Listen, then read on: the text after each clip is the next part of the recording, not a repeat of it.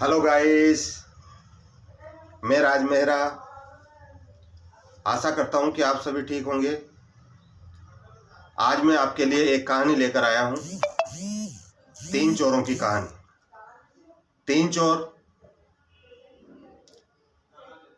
बहुत दिनों की बात है, किसी शहर में तीन चोर रहा करते थे जिनके नाम थे रमन, घीसा और राका।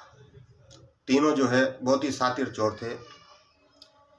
उनको थोड़ा थोड़ा विद्या का ज्ञान था और विद्या का ज्ञान होने के कारण तीनों चोर जो है वो घमंड से भरे पड़े थे। बहुत घमंडी थे तीनों। कोई एक दूसरे से सब कंपटीशन करते थे कि अगर तू ऐसा कर सकता है तो मैं ऐसा कर सकता हूँ, तू ऐसा कर सकता है तो मैं ऐसा कर सकता हूँ। इस तरीके से वो एक दूसरे से जो है कंपटीशन करते रहते थे। तुमने ये ताला तोड़ दिया तो मैं वो ताला तोड़ सकता हूँ, तुमने ऐसा काम किया तो मैं वैसा काम कर सकता हूँ। मतलब इस तरीके से वो जो विद्या जानते थे उस विद्या को उनको बहुत घमंड हो गया था। वो बहुत मोटी मोटी लोहे की तिजोरियां जो होती थी उनको तोड़ दिया करते थे, बड़ी बड़ी चोरियां किया करते थे, लूटपाट किया करते थे।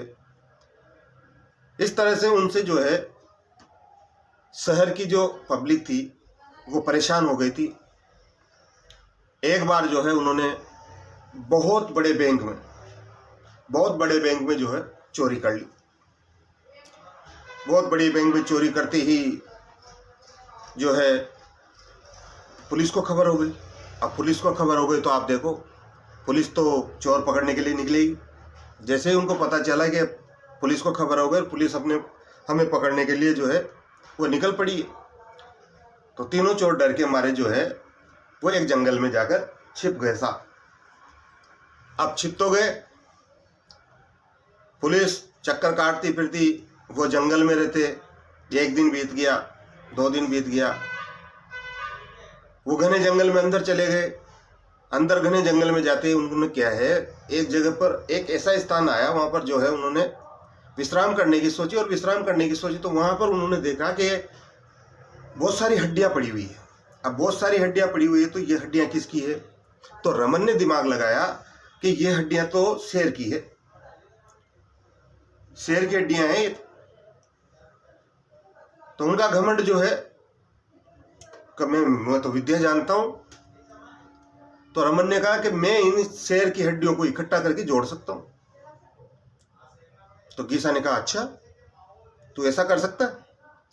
तो मैं है ना हूबहू शेर की खाल बनाकर उसमें इन हड्डियों को भर सकता हूं, डाल सकता हूं। अच्छा, कि अगर तुम दोनों ऐसा कर सकते हो तो राका ने क्या कहा कि अगर तुम ऐसा कर सकते हो तो मैं उसमें है ना जान डाल सकता हूं, जान फूंक सकता हूं। क्या, अच्छा देखते हैं। तो साहब तीनों चोरों ने अपना अपना काम किया। रमन ने तो सारी हड्डियां इकट्ठी करके जोड़ दी। गीसा ने जो है उन हड्डियों को शेर की खाल बनाकर उसमें भर दिया, डाल दिया। बचा राका, तो राका ने जो किया उसमें जान फूंक दी। अब घमंड उनका उन्हीं पे भारी पड़ेगा, उनका घमंड, उनकी विद्या उन्हीं पर भारी पड़ेगी। जान डाल दी। अब जान डाल दी, आप तो जानते हो शेर तो शेर है। जैसे ही जीवित हुआ जोर जोर से दहाड़ने लगा, बहुत जोर जोर से गरजने लगा। और उसकी जो दाढ़ और गर्जन सुनकर जो है तीनों चोर जो है वो थर थर थर थर थर थर थर थर कांपने लग गए। अब वो तो कांपेंगे, शेर को देख के कौन नहीं कांपेगा, शेर था भाई। अब हुआ यूं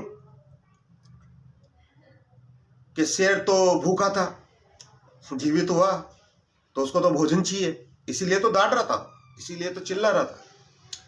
तो उनको तो शेर को जैसे ही वो जिंदा हुआ वो तीन ही चोर दिखाई दिए सामने, और उन तीनों चोरों पे वो झपट पड़ा, हमला कर दिया। हमला करके उनको मारकर शेर जो है उन तीनों चोरों को खा गया। शेर तो मस्त हो गया, उसको तो पेट भर गया, पेट भरते हो तो मस्त हो गया। टहलता टहलता जो घने जंगल की ओर निकल पड़ा। अब हुआ क्या? अब हुआ है तीनों चोरों ने अपनी जान गंवाई। अगर मान लो वो अपनी विद्या का इस तरीके से इस्तेमाल नहीं करते तो वो शेर जीवित क्यों होता, और शेर जीवित नहीं होता तो उनको उनकी जान बच जाती, वो क्यों मरते। लेकिन उन्हीं की विद्या ने उनकी जान ले ली, और विद्या ने उनकी जान नहीं ली, जो विद्या उनके पास थी उसका जो घमंड उनके पास था, उस घमंड ने उनकी जान ली। विद्या कभी किसी के लिए हानिकारक सिद्ध नहीं होती है, उसका उपयोग करने का तरीका सही होना चाहिए। उसका उपयोग करने का तरीका, उसका प्रयोग करने का तरीका सही होना चाहिए, और अच्छे कामों के लिए विद्या का प्रयोग करना चाहिए।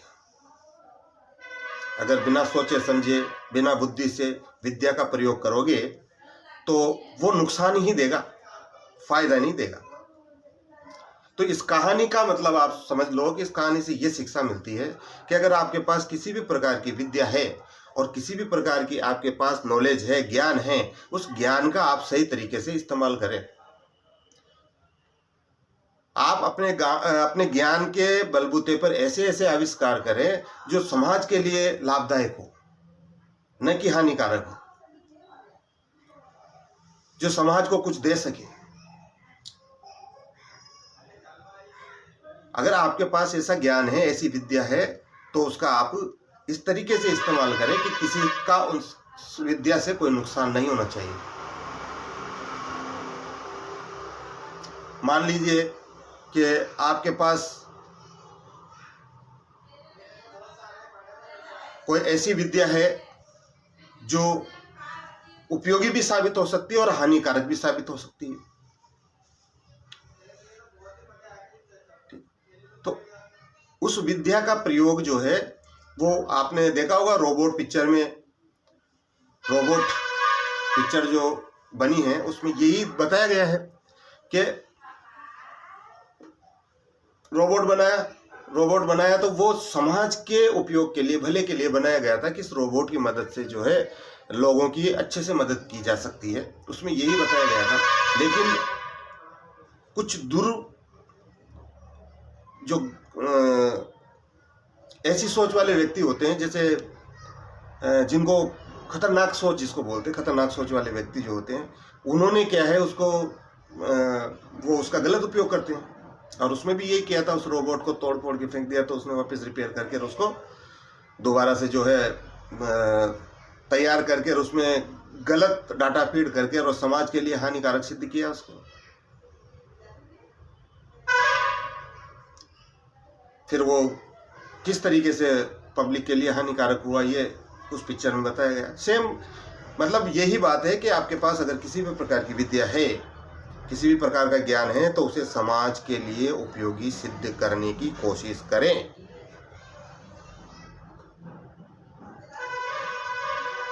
इस कहानी से यही शिक्षा मिलती है कि कभी भी अपनी विद्या का गलत उपयोग नहीं करना चाहिए।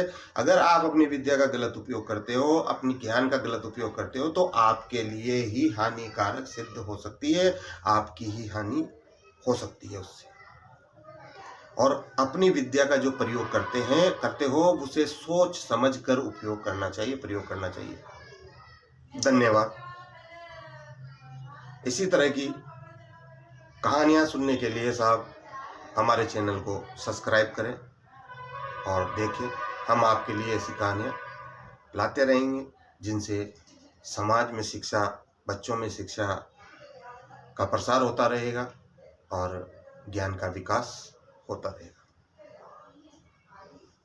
धन्यवाद।